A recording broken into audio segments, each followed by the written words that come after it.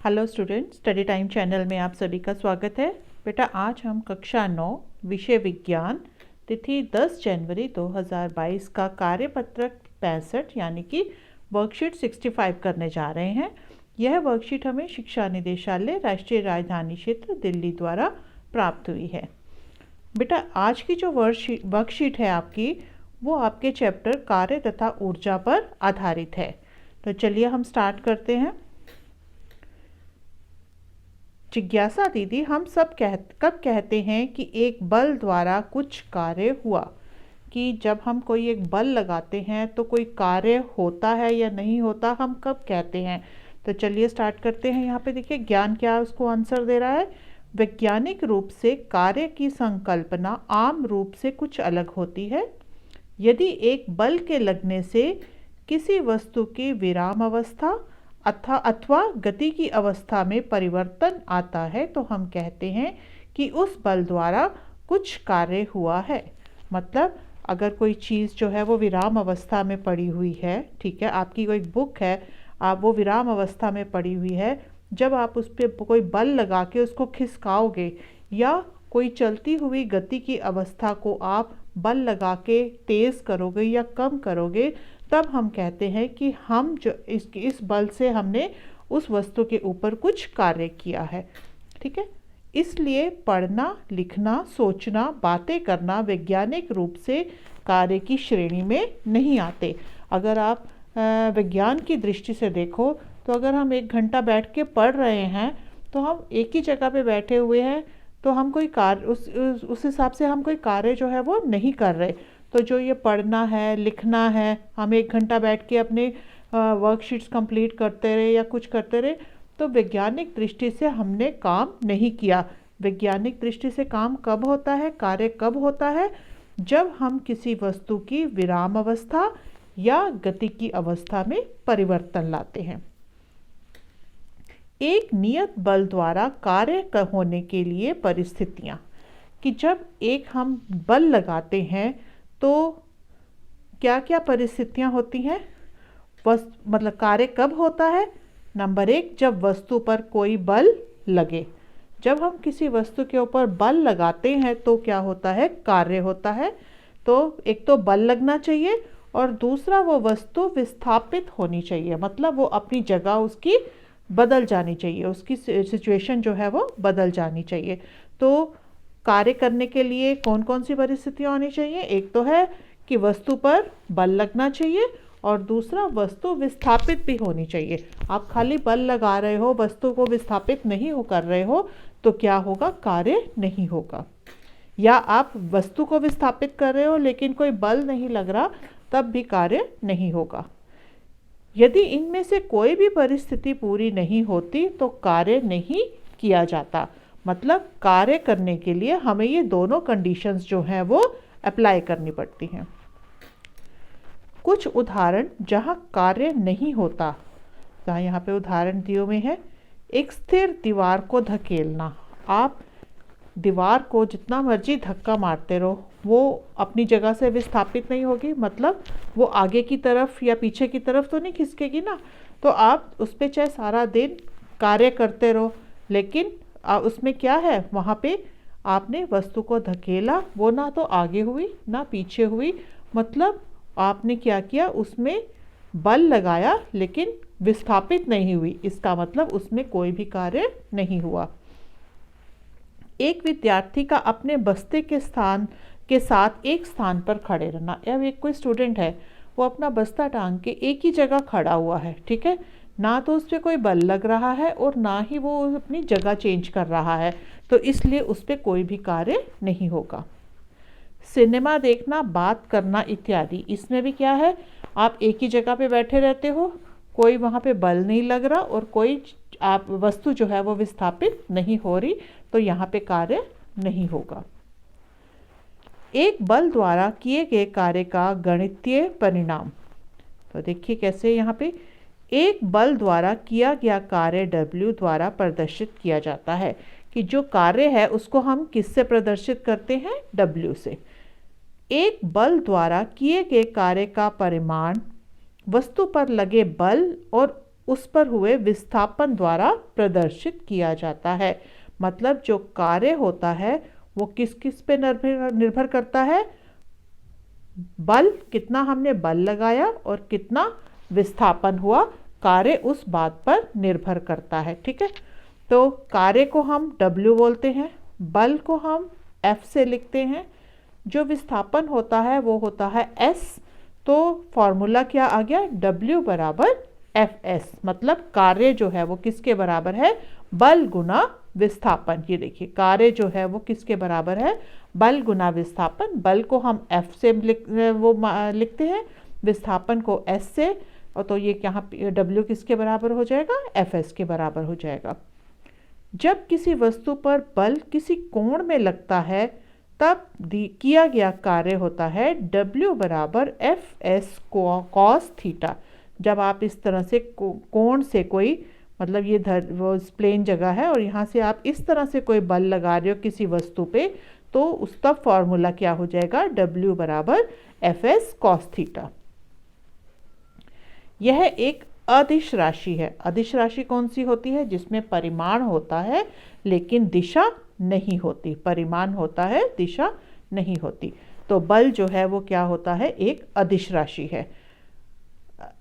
Sorry, कार्य जो है वो क्या है? एक अदिश राशि है।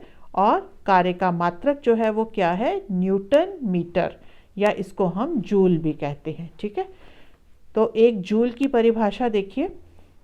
यदि 1 न्यूटन बल द्वारा किसी वस्तु को 1 मीटर विस्थापित किया जा सके तो उस पर किए गए कार्य की मात्रा 1 जूल कहलाती है। तो 1 जूल क्या हो जाएगा? 1 न्यूटन गुना 1 मीटर। ठीक है, तो अब देखिए, कार्य जो है यहाँ पे 3 तरह में बांटे हुए हैं: घनात्मक, ऋणात्मक और शून्य कार्य। घनात्मक कार्य कब होता है? यदि वस्तु पर लगने वाले बल तथा उसके विस्थापन की दिशा समान हो तो उस परिस्थिति में कार्य को घनात्मक कार्य कहा जाता है। जैसे कि हम एक चीज़ को धक्का लगा रहे हैं, यहाँ पे ये देखिए धक्का लगा रहे हैं और चीज़ आगे को बढ़े तो वो बल कैसा होगा? धनात्मक बल। जैसे कि यहाँ उदाहरण दिया हुआ है, एक बच्चे का खिलौने को खींचना। वो खिलौने को जिस डायरेक्शन में खींच रहा होता है, खिलौना भी उसी डायरेक्शन में जा रहा होता है, तो ये वाला बल कैसा हो गया? धनात्मक बल। या एक चुंबक का लोहे को अपनी ओर खींचना। नेक्स्ट आता है ऋणात्मक बल। ऋणात्मक बल कौन सा होता है? यदि वस्तु पर लगने वाले बल तथा उसके विस्थापन की दिशा एक दूसरे के विपरीत हो। मतलब हम एक दिशा में बल लगा रहे हैं और दूसरी दिशा में विस्थापन हो रहा है, तो वो कौन सा हो जाता है? कार्य। उस कार्य को हम ऋणात्मक कार्य कहते हैं। उदाहरण के लिए क्या है? एक चलती हुई कार में ब्रेक लगाना। हम ब्रेक लगाते हैं तो कार जो है वो रुक जाती है। या एक गोलकीपर द्वारा फुटबॉल को रोकना। वो बॉल जो है इस डायरेक्शन में आ रही होती है और वो जो गोलकीपर होता है वो इस डायरेक्शन में बल लगाता है, तो क्या होता है? इस तरह का बल जो है वो क्या हो जाता है? ऋणात्मक बल। मतलब बल जो इस दिशा में लग रहा है और यहाँ पे ये इधर से रोका जा रहा है उसको, तो ये वाला हो जाएगा ऋणात्मक कार्य। ठीक है, तो इसमें बल और विस्थापन दोनों एक दूसरे के विपरीत होते हैं। एक बल द्वारा किया गया कार्य शून्य तब कहलाता है यदि बल द्वारा वस्तु की अवस्था में कोई परिवर्तन ना आए अथवा बल तथा विस्थापन एक दूसरे से समकोण पर हो। ठीक है, अब हम कब कार्य को शून्य कब कह देते हैं? कि जब वस्तु की अवस्था में कोई परिवर्तन ना आए या बल और विस्थापन जो हैं वो एक दूसरे से समकोण पर हों। इसके उदाहरण कैसे हैं? देखिए, पृथ्वी के चारों ओर चक्कर लगाता एक उपग्रह, तो वो क्या करता है? जहाँ से वो चक्कर लगाना शुरू करता है आके फिर वहीं पे ही अपना चक्कर समाप्त करता है। ठीक है, तो इसमें क्या हो गया? विस्थापन जो है वो तो ज़ीरो हो गया। तो यहाँ पे कार्य भी क्या हुआ? जहाँ पे वो था वहीं पर आके रुक गया। तो इधर इस कार्य को हम क्या बोलेंगे? शून्य बोलेंगे। ठीक है, इसमें क्या है, वस्तु की अवस्था, बल द्वारा वस्तु की अवस्था में कोई परिवर्तन ना आए, या फिर जब बल और विस्थापन एक दूसरे के समकोण पर हों। और दूसरा उदाहरण है, एक कुली के सर पर बोझा। कुली जो है वो सर पर बोझा डालता है, तो बोझे के ऊपर कोई भी कार्य नहीं हुआ, ठीक है, ना तो उसका विस्थापन हो रहा है और ना वो उस पर कोई बल लग रहा है, उस पर कोई बल लग नहीं रहा, तो इसमें क्या हो जाएगा, ये कैसा कार्य हो जाएगा, शून्य हो जाएगा। तो चलिए अब इसके क्वेश्चन आंसर्स करते हैं। यहाँ पे पहले देखिए, परिभाषित कीजिए किया गया कार्य। तो हमने यहाँ पे पढ़ा था, इधर देखिए, ये देखिए, यदि एक, यहाँ से स्टार्ट, यदि एक बल के लगने पर वस्तु की विराम अवस्था अथवा गति की अवस्था में परिवर्तन आता है, तो हम कहते हैं कि उस बल द्वारा कुछ कार्य हुआ। ठीक है, तो ये हो गया आपके क्वेश्चन 1 का आंसर। नेक्स्ट क्वेश्चन देखिए, वैज्ञानिक रूप में कार्य होने की परिस्थितियों या दशा बताइए। तो वैज्ञानिक रूप में जो है कार्य कब होता है, यहाँ पे देखिए, ये यहाँ पे ये आपका हो जाएगा क्वेश्चन नंबर 2। कब होता है, जब कोई वस्तु पर कोई बल लगे या फिर वस्तु विस्थापित हो, ठीक है, तब कार्य होता है। तीसरा है, यदि 5N बल के प्रयोग से एक भार को 2M तक विस्थापित किया जाता है, तो किए गए कार्य की मात्रा ज्ञात कीजिए। तो कार्य जो है हमने पढ़ा है, कार्य बराबर बल गुना विस्थापन, मतलब F गुना S। ये है बल, है बल, और ये कितना है, विस्थापन, ये है S और ये है F।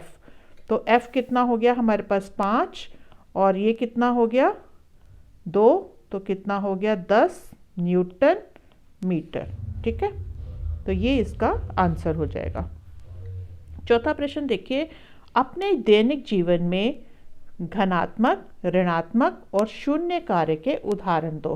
तो यहाँ पे देखिए, धनात्मक का था, ये वाला है, मैं आपको दूसरे पेन से करके दिखा देती हूँ। ये देखिए, ये वाला है, एक बच्चे के खिलौने को खींचना, ये कौन सा हो जाएगा, ऋणात्मक, सॉरी धनात्मक। और इसके बाद एक गोलकीपर द्वारा फुटबॉल को रोकना, ये हो जाएगा ऋणात्मक। और शून्य कार्य कौन सा होगा, पृथ्वी के चारों ओर चक्कर लगाने वाला एक उपग्रह। तो ये हो जाएगा आपका क्वेश्चन नंबर 4।